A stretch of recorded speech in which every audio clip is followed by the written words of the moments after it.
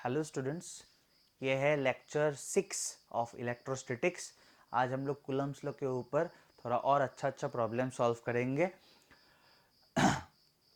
तो कूलम्ब वो सब प्रॉब्लम सॉल्व करने से पहले हम लोग थोड़ा क्या कहते हैं वेक्टर्स का थोड़ा इम्पोर्टेंट रिजल्ट्स देखेंगे, ठीक है। और अगर आपको वेक्टर्स पूरा क्लियर है, आपका पूरा क्लियर है वेक्टर, तो आप थोड़ा लेक्चर को थोड़ा फास्ट फॉरवर्ड कर दीजिए। तो थोड़ा वेक्टर्स देखते हैं। ये है दो vector, this is A vector, this is B vector, ठीक है।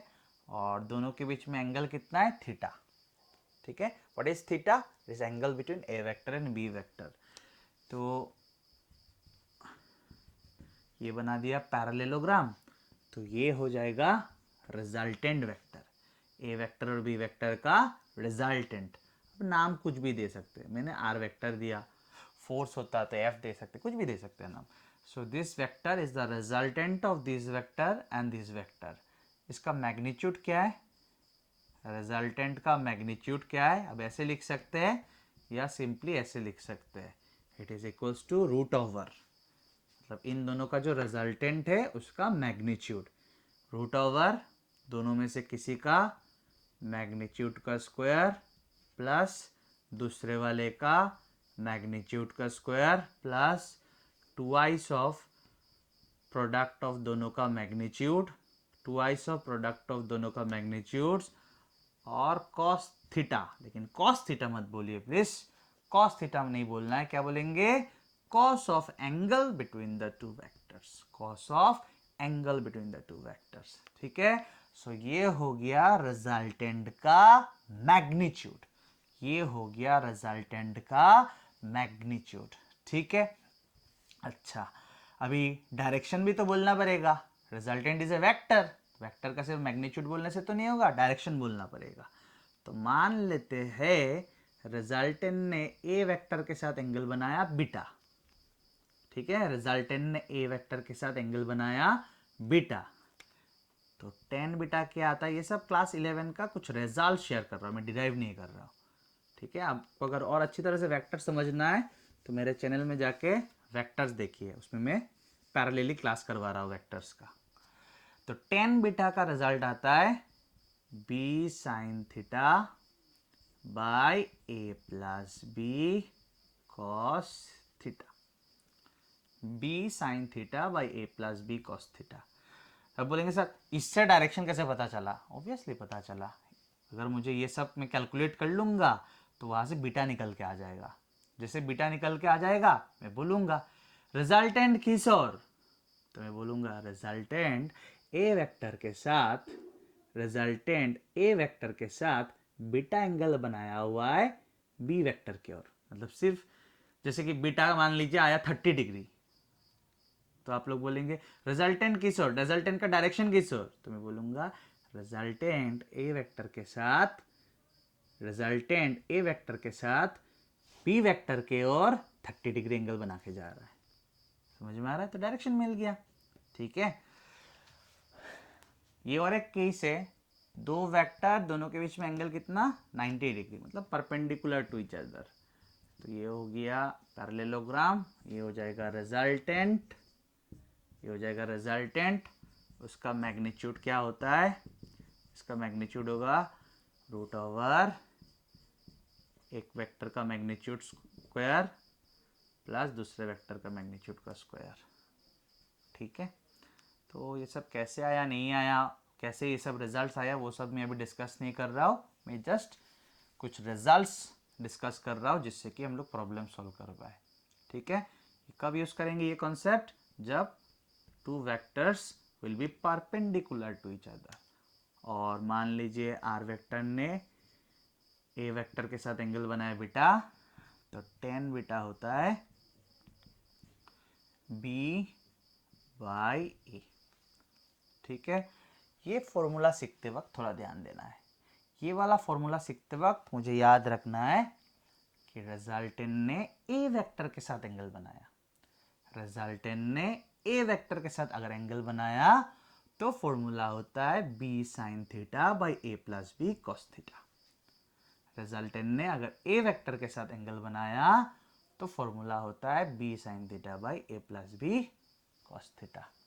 मान लीजिए बीटा एंगल रिजल्टेंट ने बी वेक्टर के साथ बनाया है, ठीक है, मान लीजिए रिजल्टेंट ने बीटा एंगल बी वेक्टर के साथ बनाया है, तो टेन बीटा क्या हो जाता, a sine theta by b plus a cos theta. तो ये सब चीज अब बार बार देखिए, पूरा क्लियर कीजिए, आगे बढ़िए, सब कुछ क्लियर होगा, ठीक है। और जो मैं कुछ इंपॉर्टेंट बात आप लोगों से शेयर करना चाहता हूं वो क्या है, अगर दो vector,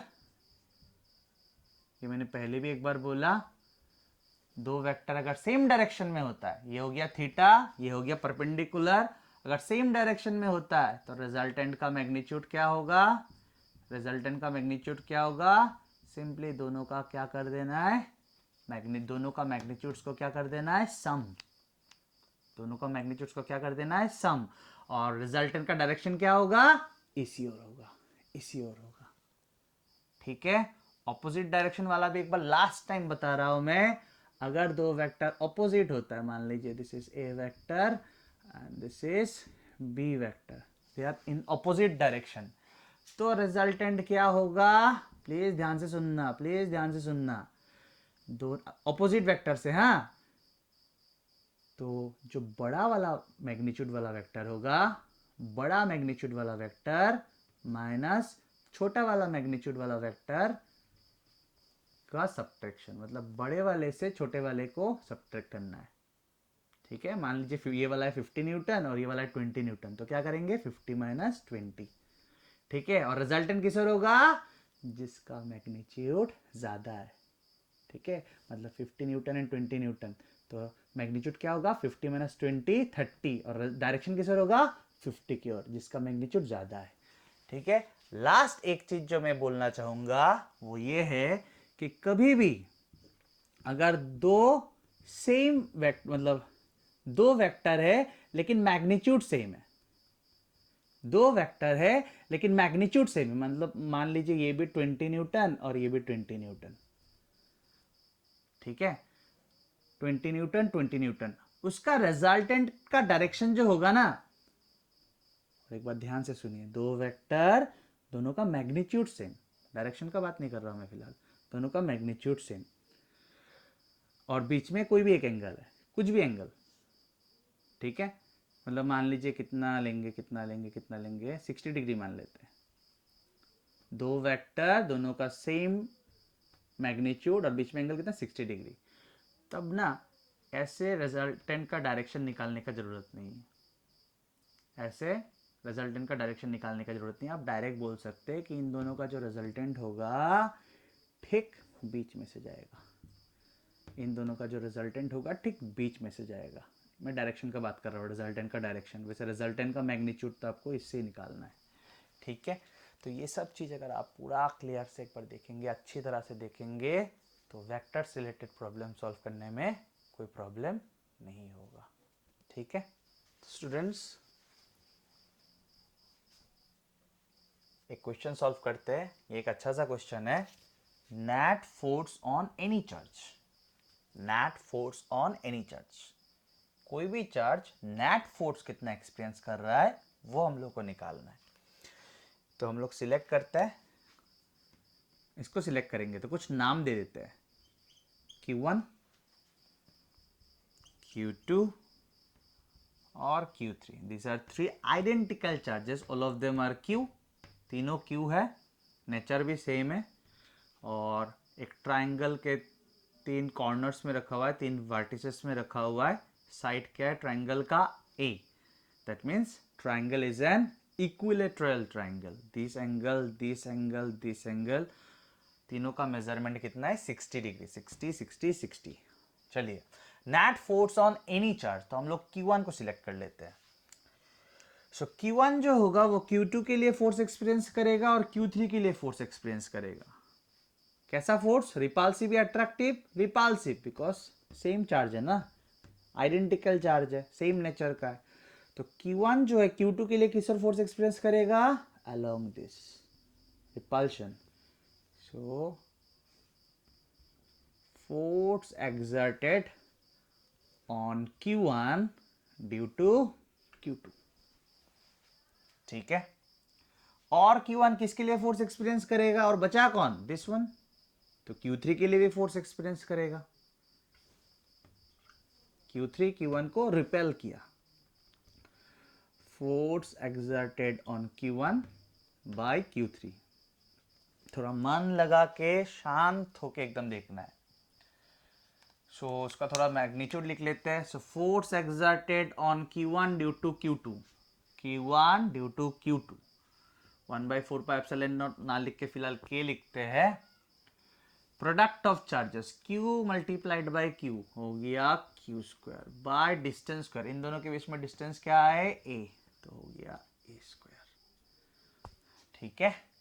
then force exerted on Q1 by Q3, F13, K product of charges Q multiplied by Q, Q square, Q1 Q2 Q3 ये सब तो नाम दिया मैंने, और दोनों के बीच में सेपरेशन क्या है, A, तो हो गया A स्क्वायर। तो दोनों तो सेम टू सेम मैग्नीट्यूड है, मैग्नीट्यूड सेम है, मैग्नीट्यूड, ठीक है ना, सेम मैग्नीट्यूड है, k q square by a square, k q square by a square, तो एक कॉमन नेम दे देते हैं, इजी होगा। तो F12 equals to F13 equals to, नाम एक दे दिया मैंने F, कॉमन नाम क्या दिया, F, दोनों का मैग्नीट्यूड सेम है, मैग्नीट्यूड। अच्छा, अभी मुझे इन दोनों का रिजल्टेंट निकालना है। Q is experiencing, मतलब this charge is experiencing this force due to this and this force due to this, इन दोनों का रिजल्टेंट निकालना है, तभी वो ना होगा रिजल्ट, मतलब इन दोनों का जो रिजल्ट होगा that will be net force on this charge, net force on this charge, तो निकालते हैं net force. So net force, और लिख सकते हैं ऐसे, resultant of F12 and F13, यही दो फोर्स एक्सपीरियंस कर रहा है Q1, तो इन दोनों का रिजल्टेंट निकालना होगा, वही हो जाएगा नेट फोर्स, ठीक है। सो resultant of F12 and F13 क्या होगा, नाम क्या देना चाहते हैं आप लोग, F नेट, पता है ना आप लोगों को फॉर्मूला, दोनों में से किसी भी वेक्टर का मैग्नीट्यूड का स्क्वायर प्लस दूसरे वाले का मैग्नीट्यूड का square plus 2i product of दोनों का मैग्नीट्यूड्स, देन cos थीटा नहीं बोलना है, क्या बोलना है, cos of angle between two vectors. तो F12 और F13 के बीच में एंगल कितना है, ये एंगल कितना है, 60, तो ये एंगल कितना होगा, वर्टिकली ऑपोजिट एंगल 60, तो यहाँ पे क्या होगा 60 degree, this angle is the angle between this two vectors, तो cos 60 इक्वल्स टू, नाम देना बहुत अच्छा होता है, ऐसे सिंपल हो जाता है, तो इसके जगह पे F लिखेंगे, F12 F13 तो इक्वल है ना मैग्नीट्यूड, तो इसलिए F नाम दिया था, तो F square plus F square, F square plus F square, 2i F square, 2 के जगह पे 2, F multiplied by F, F square, cos 60 कितना होता है, हाफ, तो equals to 2 cancel, 2i F square plus F square, thrice F square, so implies F net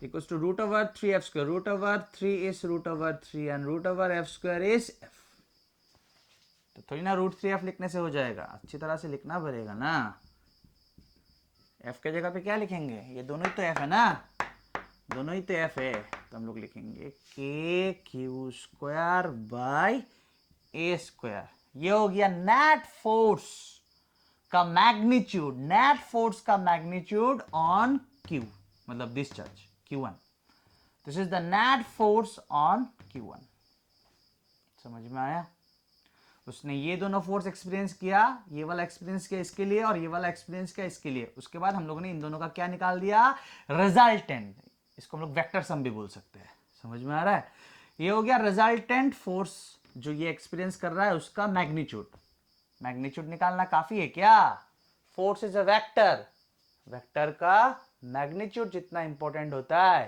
direction भी उतना ही important होता है, तो डायरेक्शन किस ओर होगा, सिंपल है, दोनों का मैग्नीट्यूड सेम है या नहीं है, हाँ है सर, अभी अभी देखा हम लोगों ने दोनों का मैग्नीट्यूड सेम है, तो डायरेक्शन किस ओर होगा, अगर दो वेक्टर का मैग्नीट्यूड सेम होता है तो उसका रिजल्टेंट का डायरेक्शन ठीक बीच में से होता है, तो ठीक बीच में से ऐसे निकलेगा, ठीक है ना। तो आप सिंपली क्या लिख सकते हैं, वर्टिकली अपवर्ड लिख सकते हैं। मैं यहाँ पे अपवर्ड लिख के छोड़ रहा हूँ, आप वर्टिकली अपवर्ड ऐसे लिख सकते हैं, ठीक है। या यहाँ पे हम लोग ऐसे भी लिख सकते हैं, resultant of this and this, मतलब इन दोनों का जो रिजल्टेंट है वही तो नेट फोर्स ऑन Q1 है, तो ऐसे लिख सकते हैं। और नेट फोर्स, मुझे एनी चार्ज बोला था, मैंने किसको सिलेक्ट किया था, Q1, ठीक है। तो स्टूडेंट्स चलिए और एक प्रॉब्लम करते हैं। सो ये एक स्क्वायर है जिसका साइड है A, उसके चार कॉर्नर्स में चार आइडेंटिकल चार्जेस है Q Q Q Q, ठीक है, और साइड क्या है A। तो क्वेश्चन क्या है, net force on any charge, ठीक है, कोई भी एक चार्ज लीजिए और उसमें निकालना है कि वो नेट फोर्स क्या एक्सपीरियंस कर रहा है, ठीक है। तो स्टूडेंट्स हम लोग जब सॉल्व करेंगे ना तो हम लोग को डायगोनल का ज़रूरत पड़ेगा, डायगोनल। तो ये हो गया साइड ए, ये हो गया साइड ए, तो डायगोनल क्या होगा, पाइथागोरस थ्योरम निकाल सकते हैं ना। दिस इज डायगोनल, और ये आप बोल सकते हैं हाइपोटेन्यूज, इस ट्राइंगल के हिसाब से root over d square plus d square ना, तो a square plus root over a square, तो हो जाएगा root over a square plus a square, it is twice a square, तो root over 2 and root over a square का a. तो आप ये रिजल्ट याद भी रख सकते हैं, ठीक है, कि स्क्वायर का डायगोनल क्या है, साइड रूट 2, साइड रूट 2, ठीक है। तो चलिए आगे बढ़ते हैं। So net force on any charge, तो मैं ये वाला सिलेक्ट करता हूँ, तो इसका नाम देना थोड़ा अच्छा रहता है। इसका नाम मैंने Q1 दे दिया, इसका नाम मैंने Q2 दे दिया, इसका नाम दे देता हूँ Q3, और इसका नाम दे देता हूँ Q4। तो net force on any charge बोला गया, हम लोग नेट फोर्स ऑन Q1 निकालेंगे, ठीक है। सो बहुत इजी है, एकदम मन लगा के देखिए, मन लगा के देखिए। सो Q1 तो तीन चार्ज के लिए फोर्स एक्सपीरियंस करेगा, इसके लिए, इसके लिए, इसके लिए, और हर एक फोर्स क्या होगा, रिपल्सिव होगा, क्योंकि सबका नेचर सेम है। सो Q1 Q2 के लिए किस और फोर्स एक्सपीरियंस करेगा, इस ओर। Q1 Q2 के लिए किस और फोर्स एक्सपीरियंस करेगा, इस ओर, मतलब Q2 Q1 को रिपेल करेगा इधर। तो ये नाम force exerted on Q1 bye Q2, ठीक है ना। Q1 Q4 के लिए किस और फोर्स एक्सपीरियंस करेगा, इधर रिपेल होगा। So force exerted on Q1 due to Q4, ठीक है। तो इसको थोड़ा पहले लिख लेते हैं, force exerted on Q1 due to Q2, Q1 due to Q2 क्या होगा, K लिखते हैं 1/4 पे एप्सिलॉन नॉट ना लिख के फिलहाल, Q multiplied by Q, product of charges bye distance square, तो इन दोनों के बीच में डिस्टेंस क्या है, ये तो स्क्वायर का साइड हुआ ना, तो ए स्क्वायर हो गया, इधर होगा force exerted on Q1 due to Q4, ठीक है। तो हो गया K Q1 due to Q4, product of charges that is Q multiplied by Q, Q square by distance square, distance is again side, distance is again side, तो हो गया ए square. तो clearly आप देख सकते हैं कि दोनों का मैग्नीट्यूड सेम है, दोनों फोर्स का मैग्नीट्यूड सेम है। तो हम लोग क्या करते हैं, दोनों का एक कॉमन नेम दे देते हैं। So let F14 that is force exerted on Q1 due to Q4 and force exerted on Q1 due to Q2 equals to F, ठीक है, नाम दिए, कॉमन नाम दिया, ठीक है। तो ये वाला जो चार्ज है इसके लिए फोर्स एक्सपीरियंस किया, इसके लिए किया, और किसके लिए करेगा, इसके लिए, ठीक है। ये वाला डिस्टेंस क्या होगा, इस चार्ज से इस चार्ज का डिस्टेंस क्या होगा, डायगोनल, डायगोनल क्या होता है, साइड रूट 2, अभी अभी मैंने देखा, आप लोगों को ऑलरेडी पता है ये सब, साइड रूट 2, तो ए रूट 2, ठीक है। तो तो ये वाला चार्ज पे हम लोग नेट फोर्स निकाल रहे हैं, तो ये वाला चार्ज इस चार्ज के लिए किस और फोर्स एक्सपीरियंस करेगा, रिपल्सिव होगा ना ऑब्वियसली, सेम नेचर का। सो ये वाला चार्ज इस चार्ज के लिए किस और फोर्स एक्सपीरियंस करेगा, इस और, ठीक बीच में से 45 डिग्री एंगल। ठीक है, क्या नाम देंगे, force exerted on Q1 due to Q3। ठीक है, इसका भी हम लोग मैग्नीट्यूड लिख के रख देते हैं, force exerted on Q1 due to Q3। तो इसका क्या होगा magnitude, K product of charges that is Q square by distance square, A√2 square, यहाँ से यहाँ तक का डिस्टेंस स्क्वायर A√2, मतलब चार्जों के बीच का डिस्टेंस स्क्वायर। तो A√2 स्क्वायर क्या होगा, √2 स्क्वायर इज 2 और A स्क्वायर हो गया A√2 होल स्क्वायर, मतलब A√2 होल स्क्वायर, तो √2 स्क्वायर इज 2 A स्क्वायर। तो देखिए इसको अगर आप F बोल रहे हैं, इसको अगर आप F बोल रहे हैं, मतलब KQ स्क्वायर को KQ square by A square को आप F बोल रहे हैं, तो KQ square by A square अगर F है तो ये क्या, इसको हम लोग क्या लिख सकते हैं, F/2। ऐसे लिखने से कुछ नहीं होगा, सिंपल हो जाएगा, थोड़ा कंपेरेटिवली सिंपल हो जाएगा। ठीक है, सो आगे बढ़ते हैं। थोड़ा स्लीप हो गया, नीचे थोड़ा पानी गिरा हुआ था, गिरता तो और अच्छा लगता ना स्टूडेंट्स। सो आगे बढ़ते हैं। हाँ, सो Q1 जो है तीन फोर्स एक्सपीरियंस कर रहा है, this one due to this one due to this and this one due to this.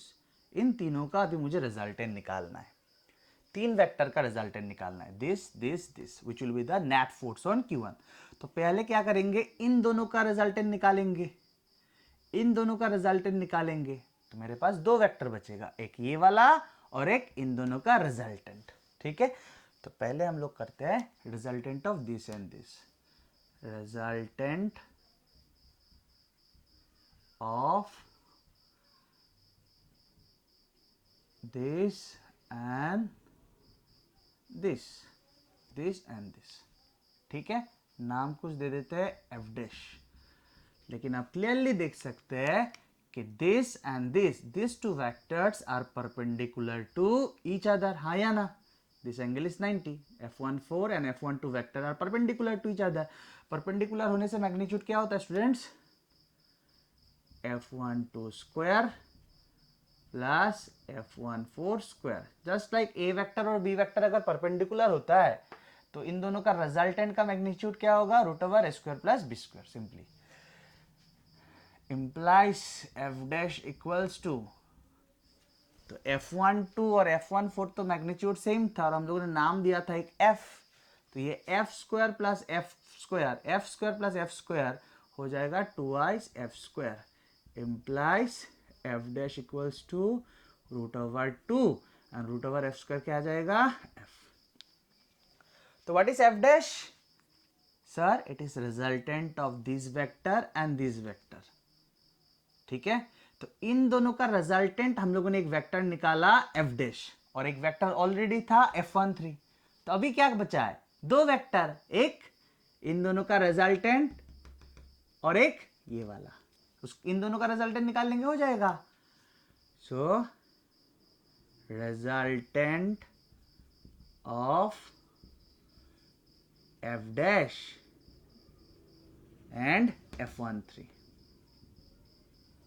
ठीक है, अच्छा F' किस और होगा students, what is F', resultant of this and this. Sir दोनों का मैग्नीट्यूड सेम है तो रिजल्टेंट ठीक बीच में से होगा, मतलब अलोंग F13 होगा, मतलब इन दोनों का रिजल्टेंट कौन, F', ठीक बीच में से होगा क्योंकि इन दोनों का मैग्नीट्यूड सेम है। तो आप लिख सकते हैं, यहां पे लिख लीजिए अलोंग F13, ये हो गया डायरेक्शन। तो F' and F13 are along the same direction, F' and F13 are along the same direction। तो फाइनल जो आंसर होगा सिर्फ ऐड करने से हो जाएगा, अगर वेक्टर सेम डायरेक्शन में होता है तो मैग्नीट्यूड क्या होता है, ऐड कर लो, सिंपली ऐड कर लो, तो F' प्लस F13। ठीक है, F' क्या है, F' क्या है, √2f और F13 क्या है, F/2। तो यहाँ पे लिखता हूँ answer implies F net equals to, F को कॉमन ले लीजिए, F को कॉमन ले लीजिए तो हाफ प्लस √2 या √2 प्लस हाफ। ठीक है, अभी लास्ट आ गया ना ठीक ठाक। F छोड़ने से थोड़ी ना हो जाएगा, F तो आपने नाम दिया था, F के जगह पे F बिठा दीजिए, F14 F12 F माना था हम लोगों ने, दोनों का मैग्नीट्यूड सेम है इसलिए, तो F के जगह पे बिठा दीजिए KQ²/A², because this two are of equal magnitude, दोनों का नाम हम लोगों ने F दिया था। तो इसको पहले लिख लेते हैं √2 प्लस हाफ के, मतलब F का वैल्यू लिख रहा हूँ KQ²/A²। ठीक है, ये हो गया नेट फोर्स का मैग्नीट्यूड। कैसे निकाला, प्लीज कंसंट्रेट। इन दोनों का रिजल्टेंट निकाला, इन दोनों का रिजल्टेंट निकाला, आया F', उसके बाद F' एंड F13 का रिजल्टेंट निकाला। ठीक है, इन दोनों का रिजल्टेंट आया F' जो कि इसी ओर है। उसके बाद जब हम लोगों ने F' एंड F13 का रिजल्टेंट निकाला, सिंपली ऐड कर दिया, because F' and F13 both are along the same direction.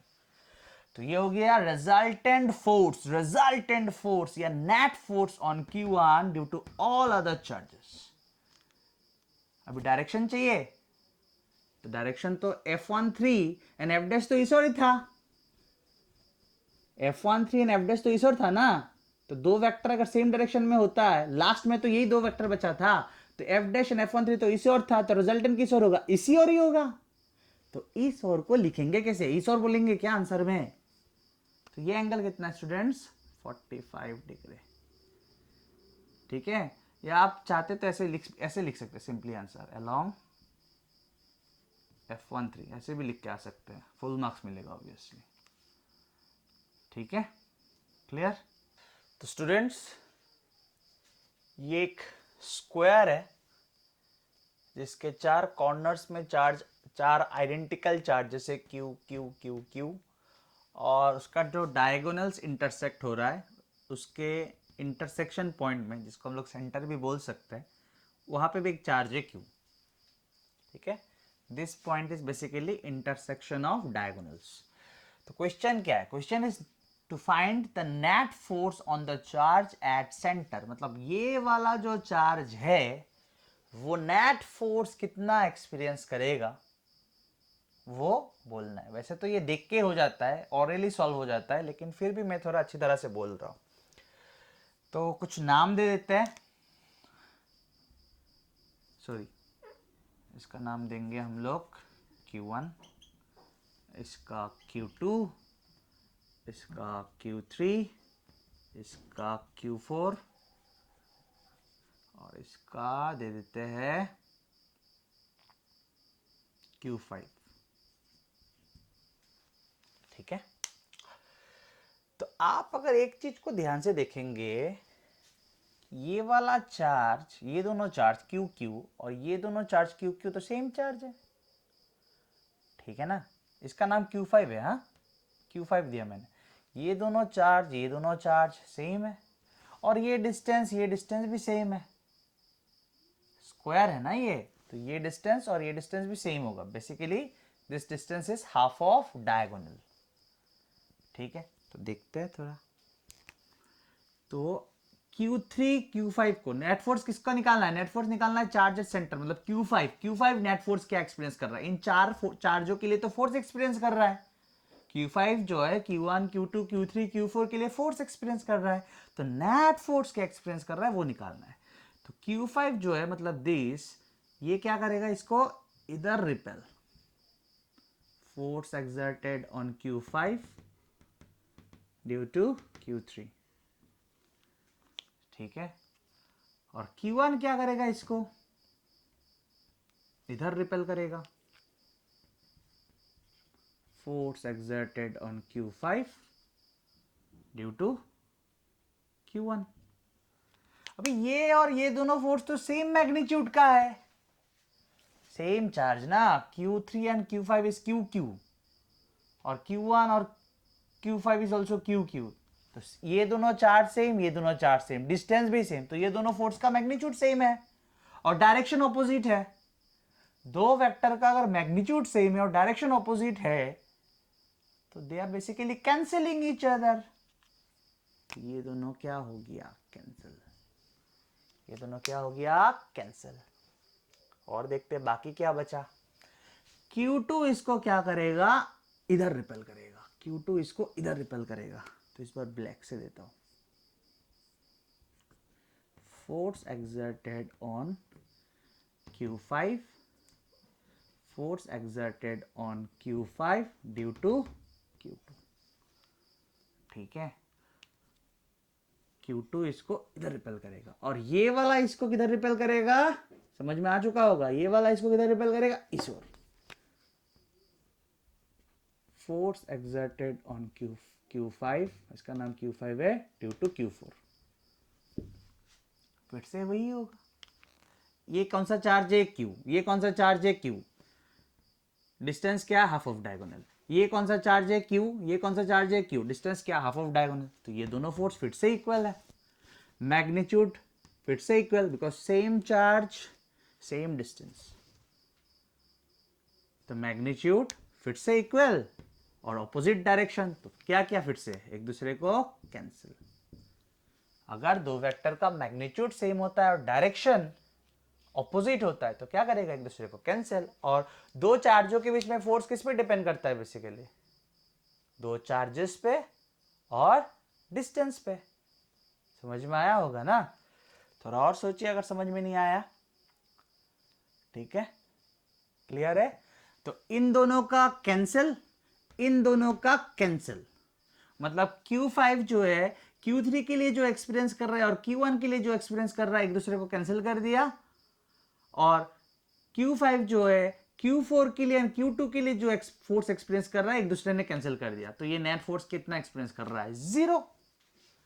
So net force on the charge at center, that is Q5, is 0। समझ में आया स्टूडेंट्स? और एक सॉल्व करते हैं, काफी अच्छा क्वेश्चन है ये। Net force on the charge at centre. Centre में ये वाला चार्ज है, ये वाला नेट फोर्स क्या एक्सपीरियंस कर रहा है वो मुझे निकालना है। तो सबसे पहले हम लोग क्या करेंगे? हमेशा की तरह चार्जेस का नाम दे देते हैं।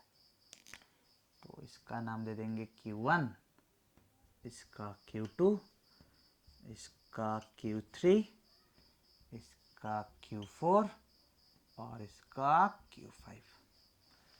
ठीक है, अच्छा तो क्वेश्चन क्या है? Net force on the charge at centre, मतलब ये जो Q5 जिसका नाम दिया वो Q5 नेट फोर्स क्या एक्सपीरियंस कर रहा है।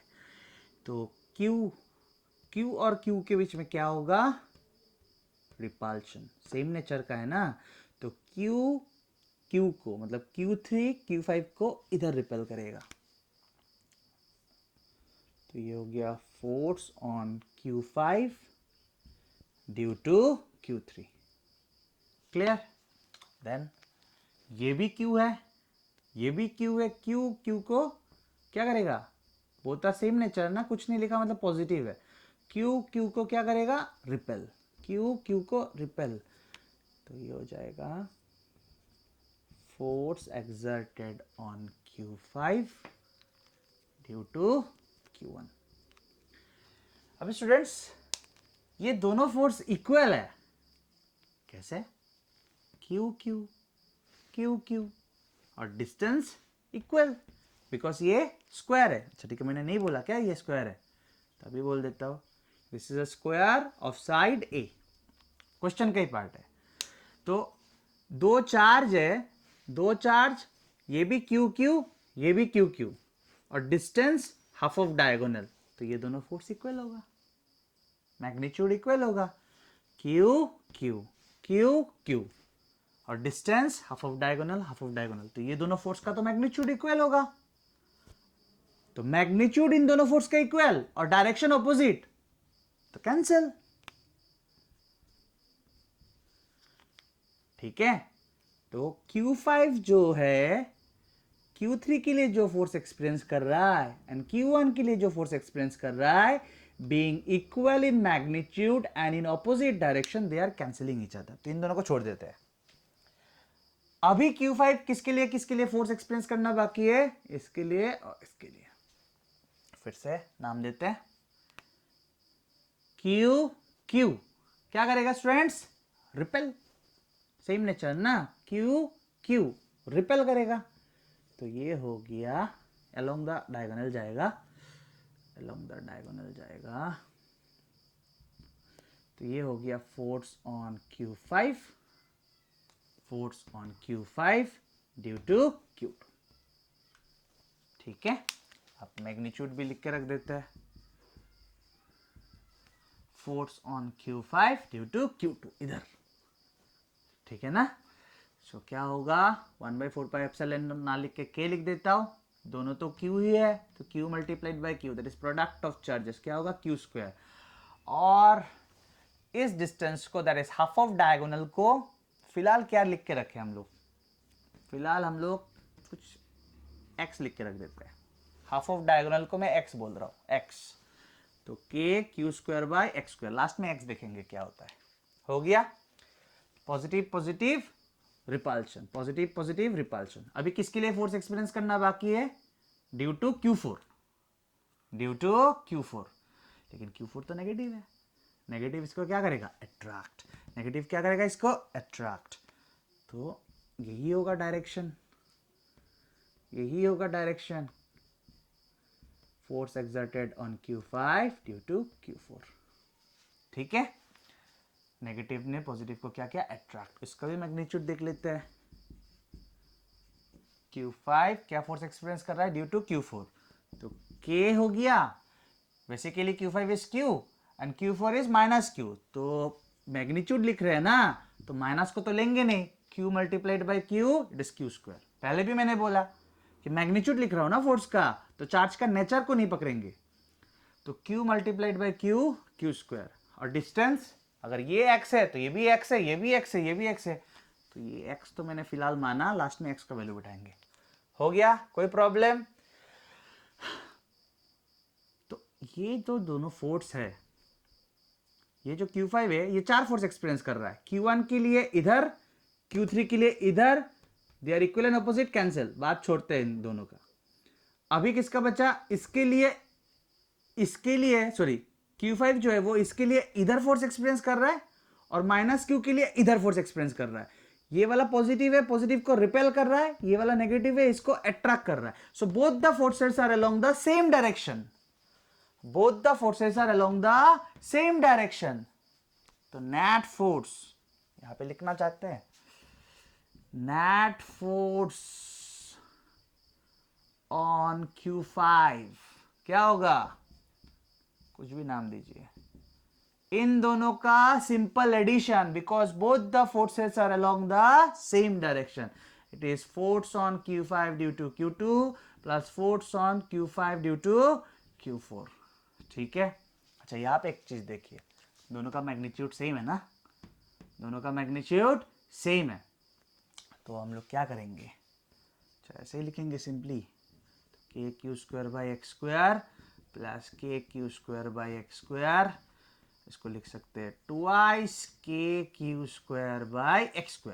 x क्या है, x is basically half of diagonal, तो डायगोनल कितना होता है, side root 2, this is diagonal, और हाफ ऑफ डायगोनल क्या होगा, डिवाइडेड बाई 2. तो 2 इज बेसिकली √2 मल्टीप्लाइड बाई √2, एक √2 कैंसिल, तो a by √2 this equals to a by √2. यही है मेरा x. What is x, half of diagonal. Confuse होने का कोई जरूरत नहीं है, कहीं पे अगर प्रॉब्लम हो रहा है फिर से क्लियर करते करते आगे बढ़ना पड़ेगा. So diagonal is a √2, x इज हाफ ऑफ डायगोनल, तो डिवाइडेड बाई 2 कर दिया, 2 इज √2 मल्टीप्लाइड बाई √2, एक √2 cancel, it is a by √2. तभी x² कर दीजिए, x² क्या होगा, x² है ना, तो सेम टू सेम इसलिए मैंने ट्वाइस लिख दिया. x² के जगह पे क्या लिखेंगे अभी, a by √2 whole square, that means a² by 2, a² by 2 हो जाएगा ना ये स्क्वायर करने से, तो ये हो गया a² बाई 2. यानी कि 2 पर जाएगा 4k² by a square. This is the net force on Q5, which is the charge at the center. ये क्या है? नेट फोर्स का मैग्नीट्यूड है. मैग्नीट्यूड काफी है क्या? डायरेक्शन भी तो बोलना पड़ेगा. तो ये वाला और ये वाला दोनों इस ओर था, तो रिजल्टेंट भी किस ओर होगा? इसी ओर होगा. तो लिख दीजिए टुवर्ड्स -q. एक ही तो है ना -q, और बहुत सारा होता तो नहीं लिख पाते. एक ही तो है, तो लिख दिया टुवर्ड्स -q. समझ में आया? क्लियर? या आप लिख सकते हैं टुवर्ड्स Q4, तब भी एक ही बात है. क्लियर?